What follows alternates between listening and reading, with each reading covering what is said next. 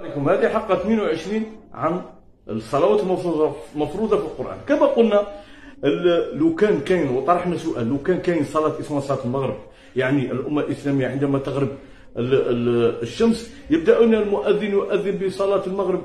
إذا وقعت لنبي الله سليمان لو كان يوجد صلاة اسمها صلاة المغرب لا توضأ وذهب بسم الله الرحمن الرحيم إني أحببت حب الخير عن ذكر ربي حتى توارد بالحجاب، لا ذهب وتوضأ ويصلي صلاة المغرب. إذا لا يوجد صلاة اسمها صلاة المغرب، بل صلاة وسطى قبل غروب الشمس. سبح اسم ربك قبل طلوع الشمس وقبل غروبها.